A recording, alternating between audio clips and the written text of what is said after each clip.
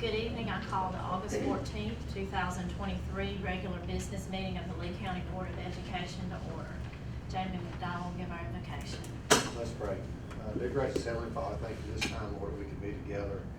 Lord, I just thank you so much for the school system and the students, the administrators, the teachers, and all the support staff. And thank you so much for them. I ask you to have your hand upon them this year as we get started, just to help transition from summer to school. Lord, just ask you to be with that whole process. Lord, I ask you to be with us tonight as we conduct the business of school.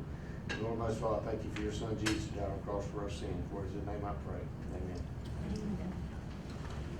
You have tonight's agenda before you. We can adopt by consent if there are no modification or changes. Next, we have the public participation portion of the meeting, and this is the time that is set aside for individuals who desire to address the board on any issues of concern. There were no such requests for tonight's meeting. In the first item of business, the board needs to approve the minutes from the following meetings: the July 13th, 2023 regular business meeting, the July 18th, 2023 called meeting, the July 24th, 2023 called meeting, and the August the 8th, 2023 called meeting. Copies of these minutes were included in the board packet for review. May I have a motion to approve the minutes as presented? Ms. Ford, is there a second? I'll second. Okay. Are there any questions or corrections to the minutes? Okay. Being none, I have a motion and a second to approve the minutes as presented. All in favor, please say aye. Aye. Any opposed? Motion passes 4-0.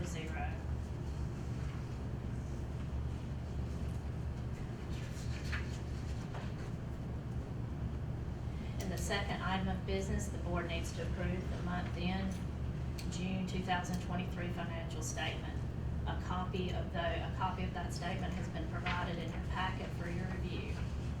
Dr. Walters, Gary, are there any comments on the monthly statement? This is the last month of the fiscal year, so what you see there is a lot of accumulation for the entire year, and I know as far as the FY23 financial statement that'll be presented in a few minutes, there's going to be a lot of similarities there because it's the end of the year too. So, Gary, is there anything you wanted to say beyond that?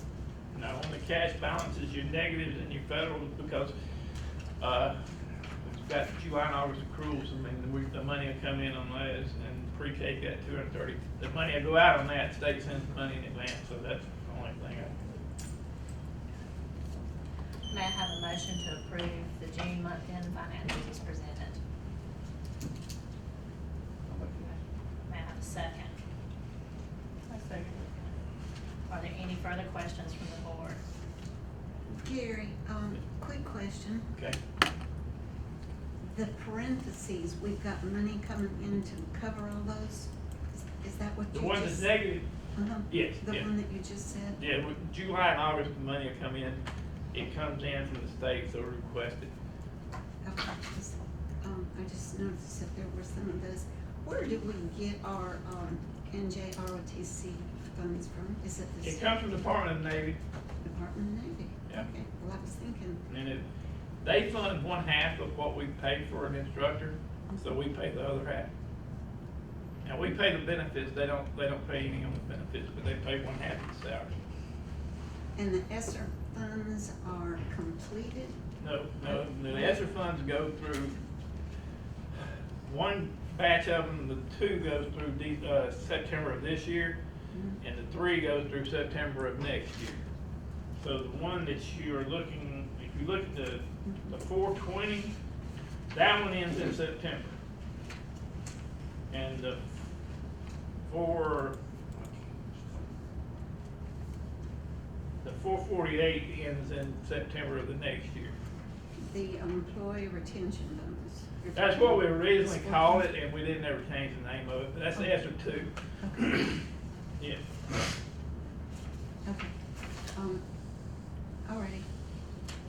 Thank you. Okay, any further questions? I have a motion and a second to approve the month-end June 2023 financial statement as presented. All in favor, please say aye. Aye. Any opposed? Motion passes 4-0. And the third item of business, the board has been asked to approve the current consent agenda. Dr. Walters, are there any comments you would like to make regarding tonight's agenda?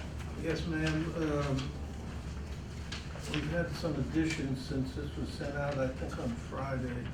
Run through some of these very quickly. Under recommendations, you have the part-time custodian position for the West Middle School recommended. And then you have two additions that actually as today, full-time monitor for transportation, and then a teacher, special education teacher, for Ketchafuni, effective on the 16th. This person has teaching experience. I have the person's resume and packet here. This person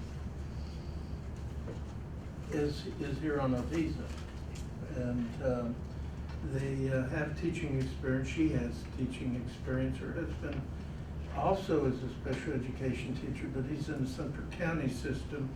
And it's kind of an interesting story about this lady. Apparently, she has a child at Kinchafuni, and the parents, mother and father, were there for open house, and the principal was talking to them, and somehow the topic of special education or whatever came up, and the man says, well, my wife is a special education teacher. And they said, oh, well, and then one thing led to another, and here she is, she's recommended for employment this evening. The lady is fully certified, she is here on a visa, and in her packet here is all the documentation and everything associated with that. And she comes with good recommendations and has teaching experience, and kind of an unusual way to get a job, so to speak, but maybe it's meant to happen. So I say that, and if the board would like to review this, I have it here. Under resignations, you see we have a teacher, Ms. Meadows, that resigned. Her husband's in the military, and he knew that they knew he was being transferred away from the Albany base, and just didn't know when. And it was a bit of a gamble, I guess, because it was hoping it might be like at Christmas, but it wasn't. And it was just after the school year started here, and she resigned. Middle School East, and I believe she is math or science, I'm not sure, but either math or science teacher. Under reassignments, the one that was added here today, Ms. Darbuck is being recommended to move to Lee County Elementary School as a special ed teacher, and her position that she frees up there will go to the new teacher that's being recommended up here, Ms. Opala, I guess is maybe how it's pronounced, something like that. You have a lot of fundraisers here, a lot of different activities and that. And then you have some overnight trips that really are for the much of the school year, different out-of-state trips. But we're glad to try to answer the questions the board might have. Otherwise, I recommend approval of the consent agenda as presented. May I have a motion to approve the consent agenda as presented? And a second.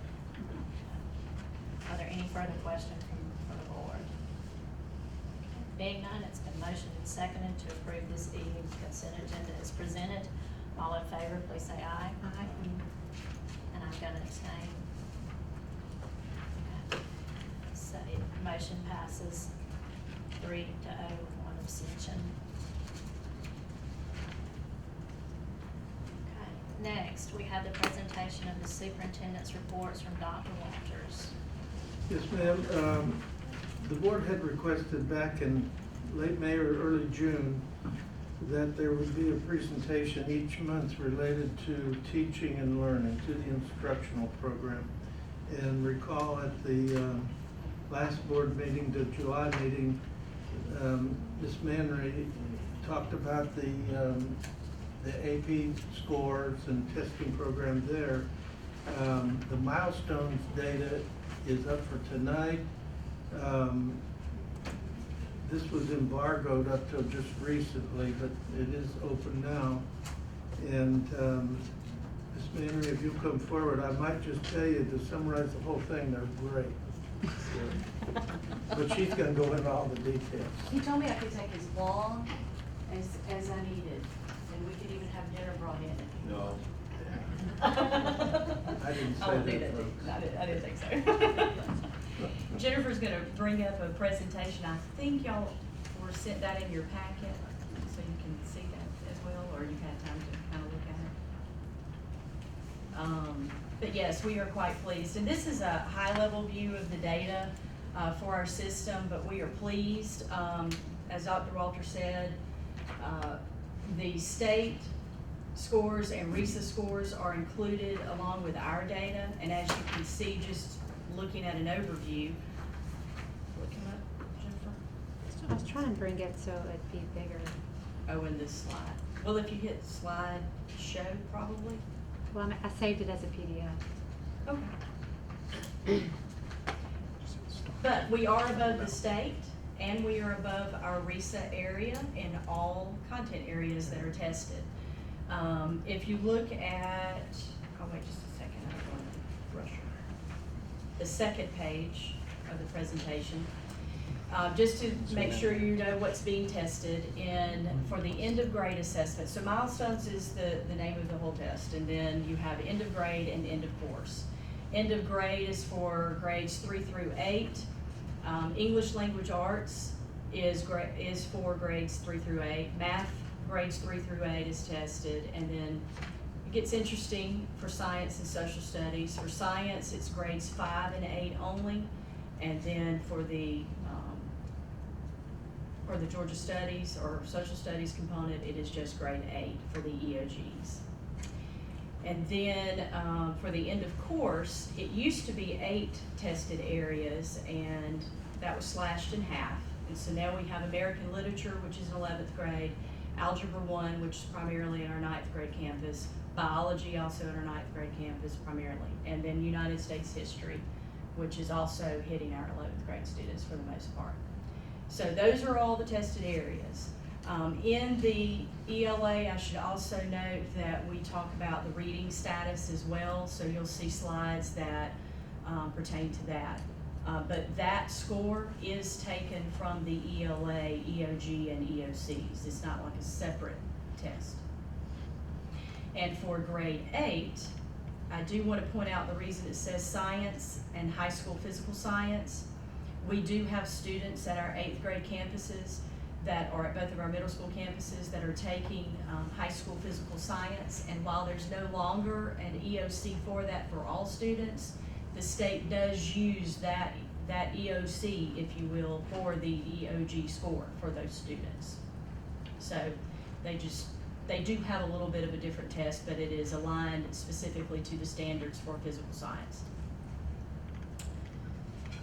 And so what I tried to do is make it a little easier to see just overall how we're doing. So the third page, or the third slide, is for the EOG system and state comparison. When it's talking about the percent at levels 2, 3, and 4, there are 4 achievement levels for end of grade and end of course. And those are beginning is the lowest, developing is that second level, the third level is proficient, and the fourth level is distinguished.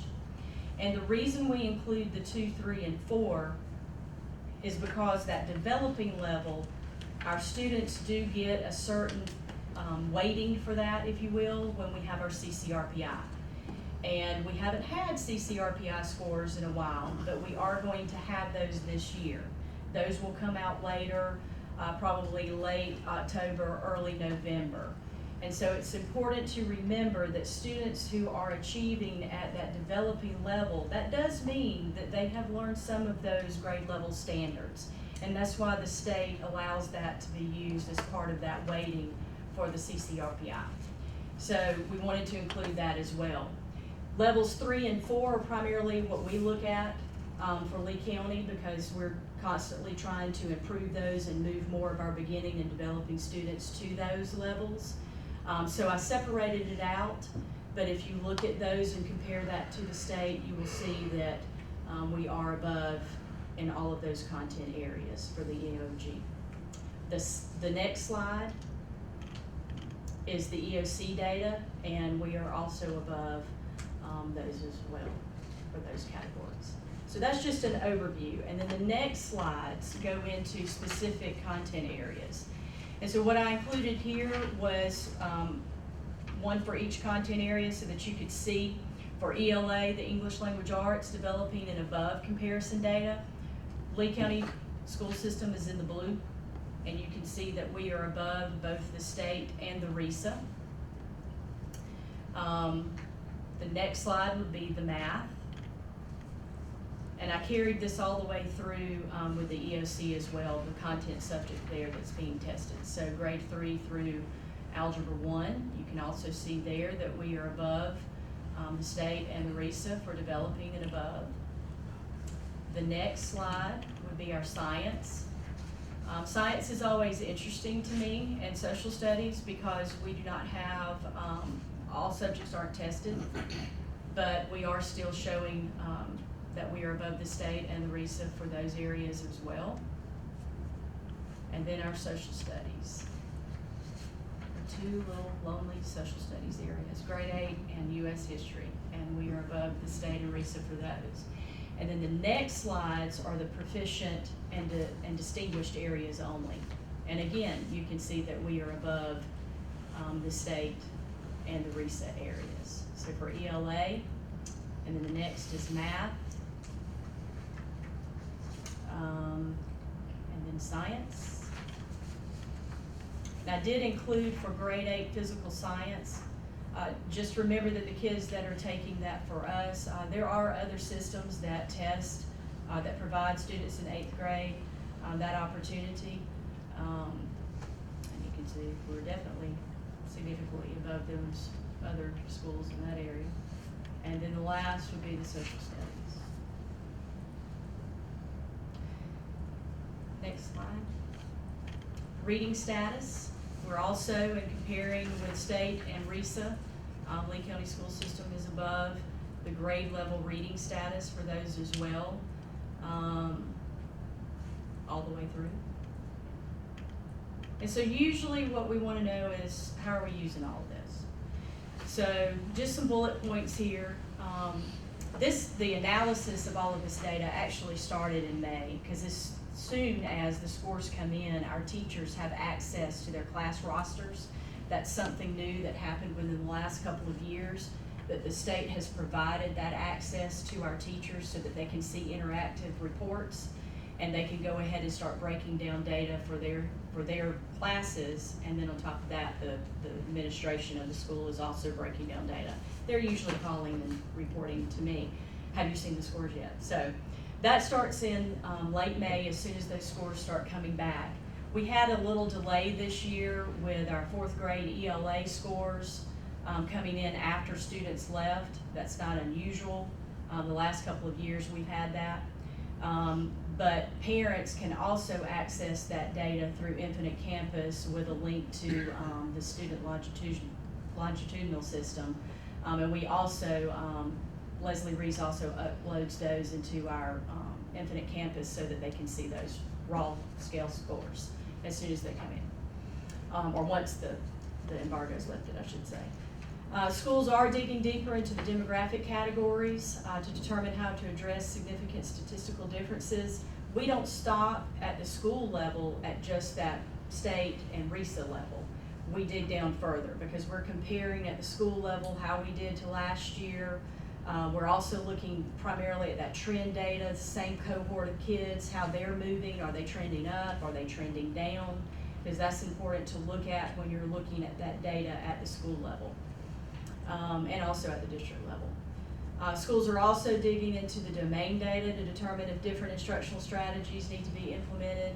So for every one of these tests, it breaks it down by the domain. We also have the testing categories and how much that weight is for each one of these tests, so that they can look at that as well and determine if there's anything significant, anything that stands out.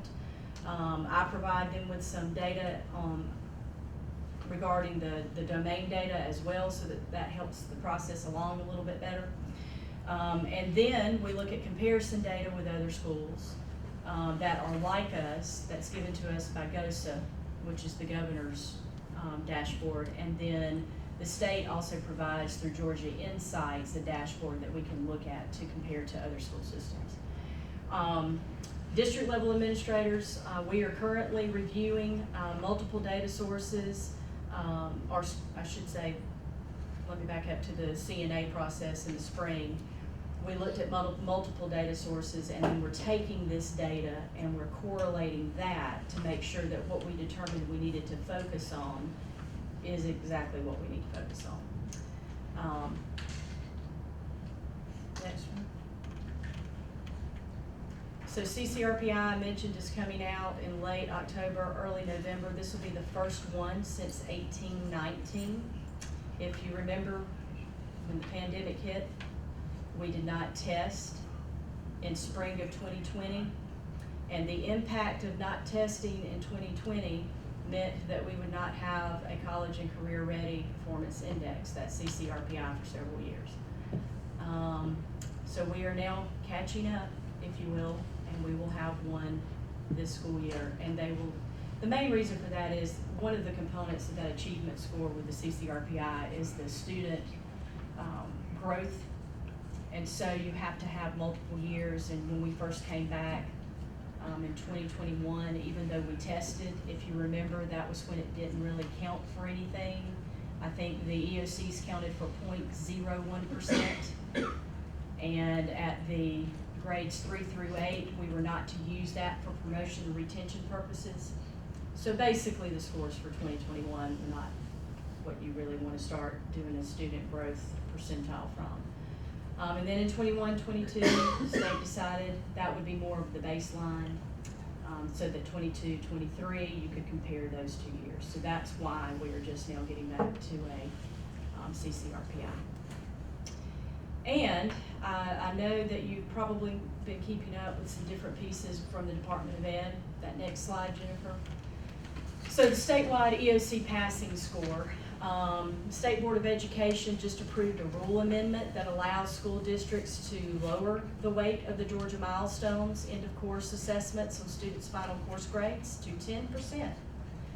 So the statewide passing score was 20%. That was for everybody. Now the state board has said, well, it has to be a minimum of 10. But you can decide what you want to do. So that's kind of different. We were kind of surprised that the state board decided to give that much flexibility. While we do agree that one test shouldn't count so much for a child, the issue is it's a big piece of our accountability. So we've called around and we've looked and we've tried to figure out what would be in the best interest of our students. And I actually talked to Dr. Truitt last week when she was here to try to figure out what they were kind of doing and her thoughts on it. And so what we have kind of come together on is we want to keep it at that 20%, but we want to pursue some type of retest for those students that the EOC causes them to fail. And you can pull a list out of Infinite Campus and look at that pretty easily and figure out how to do that. That's Karen's called around, I think Ginger has too. I've called several other systems, some have reached out to us. And what we're finding is that in our RESA area and in the Southwest RESA area, that pretty much all the schools are keeping it at that 20%, but they're doing something with a retest type thing. Because we all know that sometimes a child who takes a test one day, you know, that one particular day may have a bad situation or just not test well or may have testing issues, and so we don't want the EOC to keep them from necessarily failing that course. So this would be a way to kind of do that. We do not have a state board, or excuse me, we do not have a local board policy on that statewide passing score. It is written as a procedure in our handbooks. And that was how we were advised, I'm gonna say the name wrong, but it's Harvard and Hartley, but that group, whatever their new name is. So forgive me, whoever's listening to that. So at this time, there's not really anything we need to do. We just need to make sure that we're following the rule itself and that we have that posted correctly in our handbooks. And so once we figure out how that retest is going to look, then we're gonna send something out through Parent Square and notify our students and parents. So with all of that, I will say there's lots of data. And to go into all of it and dig down would take several days because we're still breaking down data by content area. Rest assured that our schools are doing that as well. That's actually one of the activities they do during pre-planning. They follow up from May. You've got new teachers, you need to present them with your data, but you also need to, in your content areas, really dig down and see what do we need to work on? What's working, what's not instructionally, and then that also helps us know, working with them in those PLCs, how can we help you? What is it that your teachers need that we can help provide? But if you would like more data, you are welcome to any data I have, and I copied several things for you. So you are welcome to look at any of this, take it with you. There's a copy for everybody.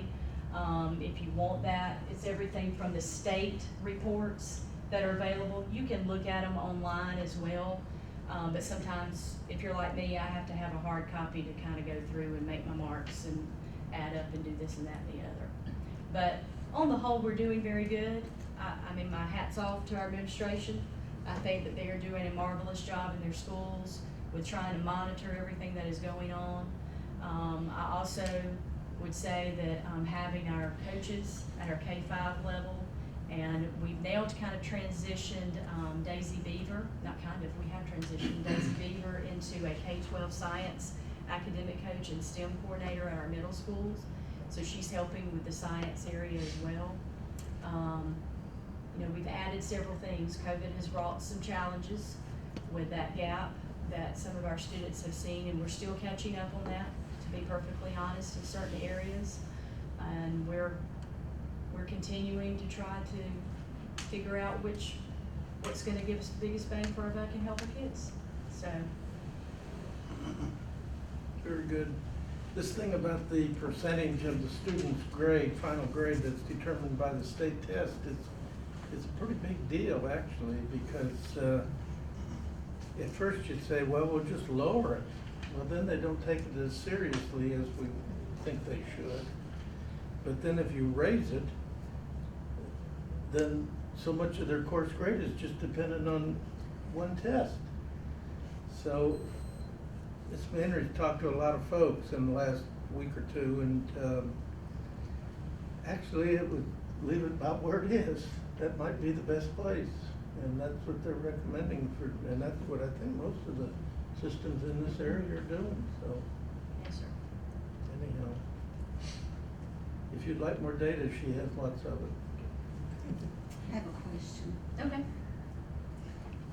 All of the information that the students are supposed to learn is in the standards. Yes, ma'am. And so the teachers, you know, they look at the standards, they decide how to, you know, work the material they have to teach the standards.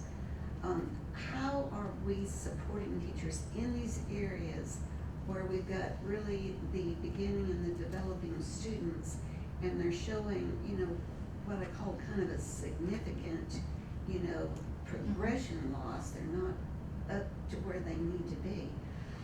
What kind of materials are we offering these teachers other than them just going out on their own and getting materials, so that there is some consistency from one classroom to the next classroom? So that's one of the things with ELA that we've been working on with Benchmark. I know we've talked a lot about that. And there's a lot of supplemental materials with that to help with those interventions.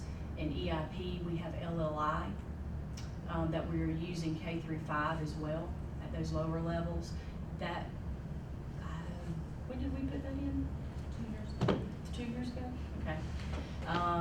Other things that we're doing with the new math standards, and I should mention that the math standards are changing this year. The implementation is going into place, and we actually have materials that we have purchased for the teachers for both EIP and K through 5, and then there's some resources that we have also asked for at our 6 through 12 levels. And that's where some of that COVID money was able to help us with some of those purchases. But we do have materials that we have been purchasing for them with teacher input. Is this on a computer base, or are we buying, a textbook? It's not a textbook, it's multiple resources. So for example, in our K-5, we are using Math and Practice. Is that the EIP?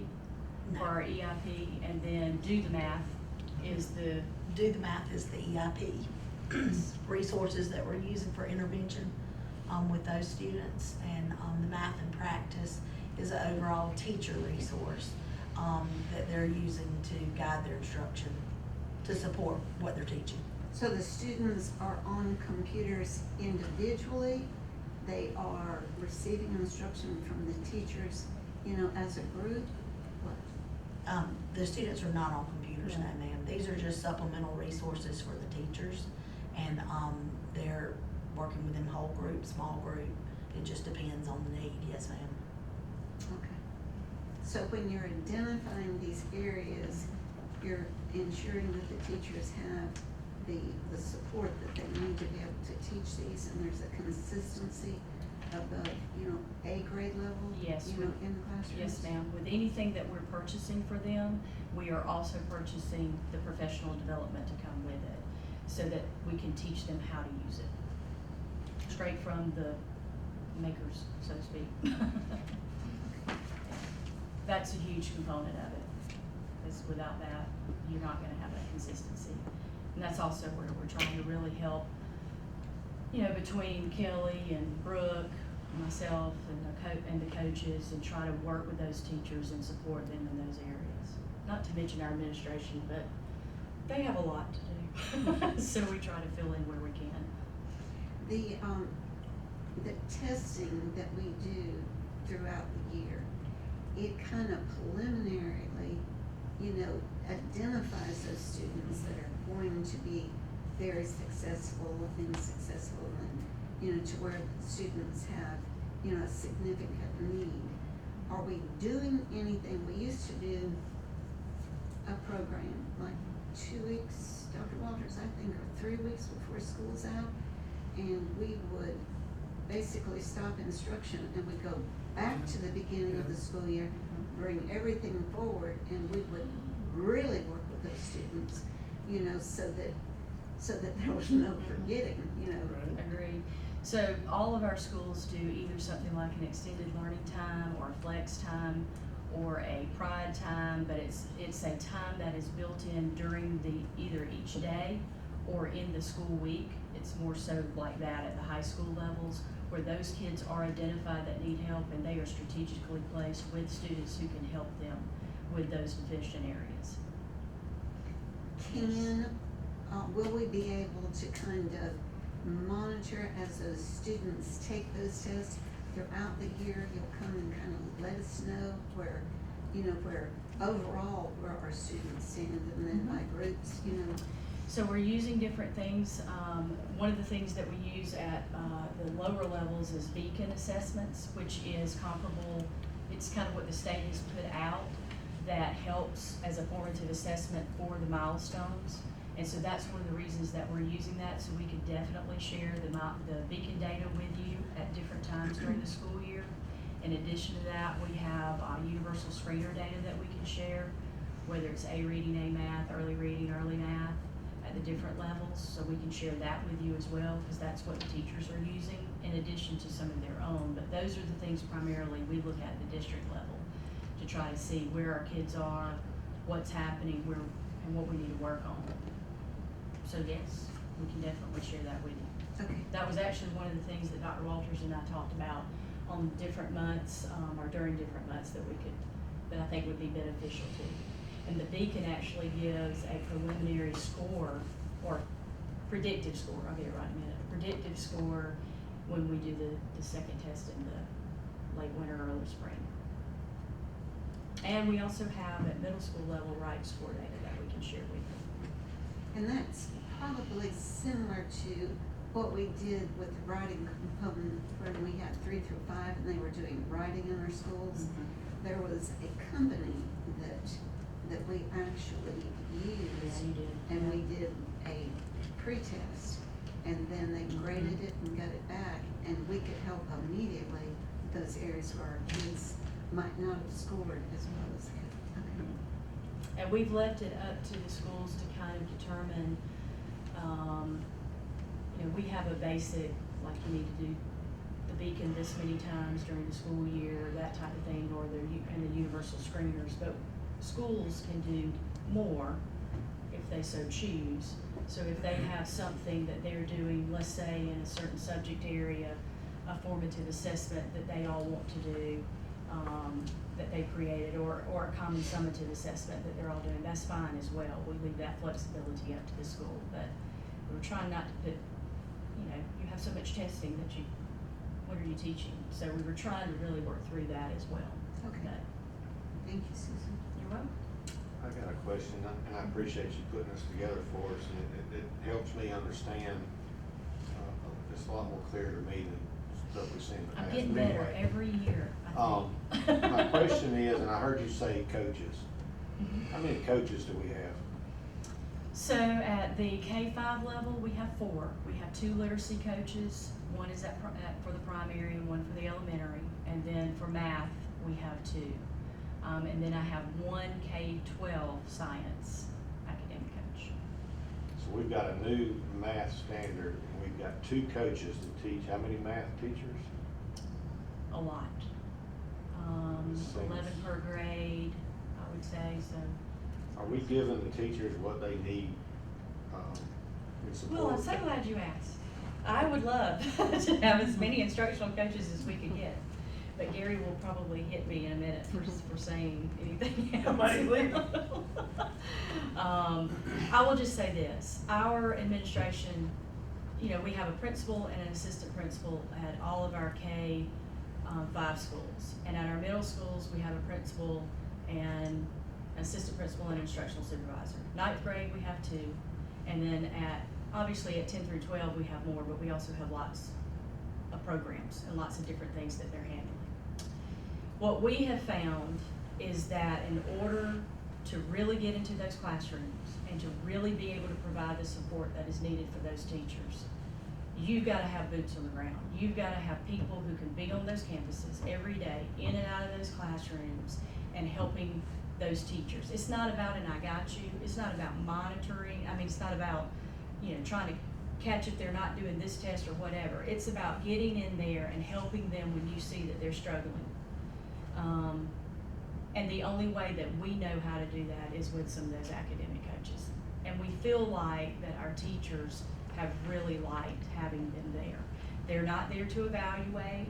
They're not there to tell on them. We are very clear about that when we're having conversations, that it is not about telling me about Miss So-and-so in whatever room. It is strictly about support for those teachers. Because that's the only way they're gonna be able to improve to help the kids. So the more we could do with that, I think the better. We've got math standards being implemented this year, and it's gonna be difficult. I'm not gonna lie with some of that. It's a change.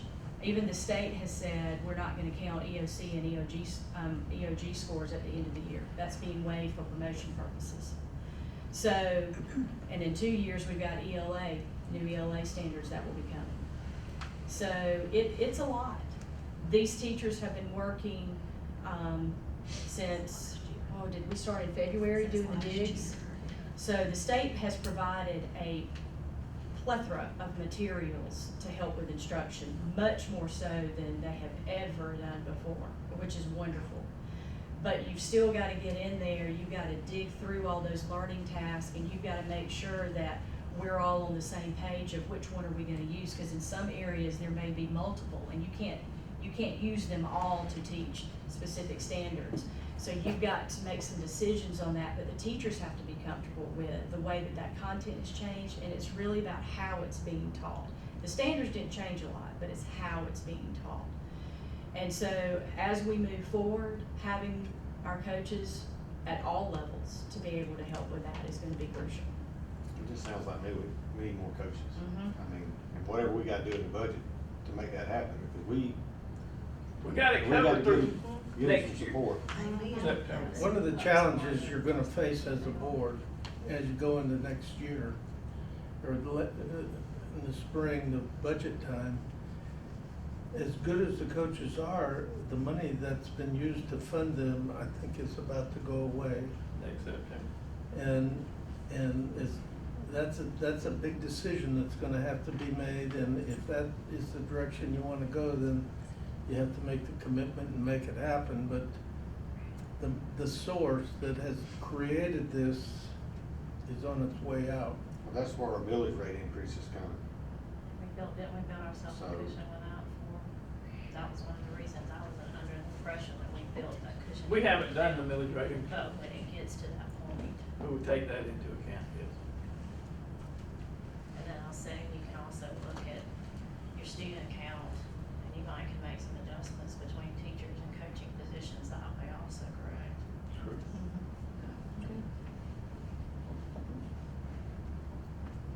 Good, Okay. thank you. Thank Good y'all. job. Thank you. Thank you. And feel free to take whatever you want. I won't quiz you tomorrow.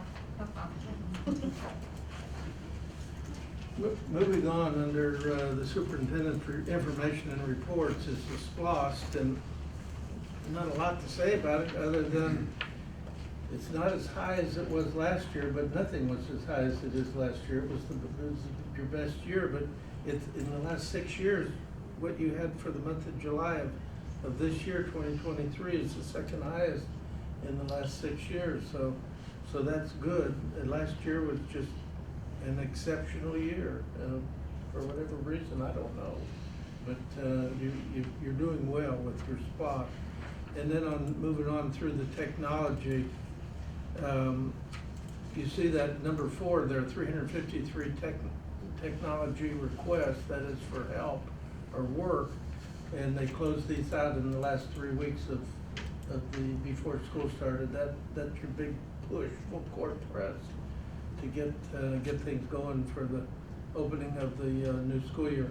Number 3, there's another meeting tomorrow afternoon, or Wednesday afternoon, with the architect and the general contractor and all that, those folks, and Dr. Truitt's gonna attend that. She'll meet all these folks, but it's moving along. Of course, you wish it would go a lot faster, but it is moving along, and I'll just say again, the folks there at the primary school have just made it work, because their attitudes have just been exceptional. And I think from the workers over there, they would say the same thing, and it's gonna be nice, but the hard part is getting there, and that's where they are right now. But anyhow, that's all for those reports.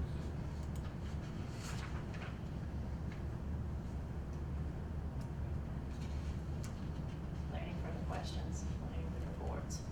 Just a comment that I've heard, that everything that's going on there, and like you said, the teachers and the administrators over there have really, I mean, my hat's off to them for what they put up with. And, I mean, some of them getting in their classrooms a few days before school starts to set up, and I just, as a board member, I appreciate what they're doing.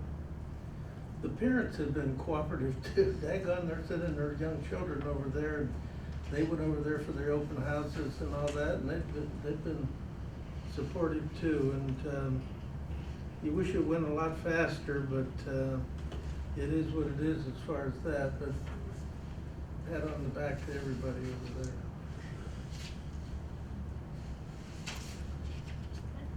We'll move on to discussion and action items. we have one item of business under discussion and action items. We've been asked to request to approve the year-end 2023 financial statement. Dr. Walters, Gary, is there anything else on? Yes, ma'am, this is, historical document, that is, it's reporting what's already happened. And, ask Gary if he has a few comments about it, but, it is what it is at this point. Yeah, there's $95 million worth of expenditures and $82 million worth of revenue, but then we sold bonds that will make up the difference to pay for the construction. So it's pretty break even. So, I would recommend approval of it to you. Okay.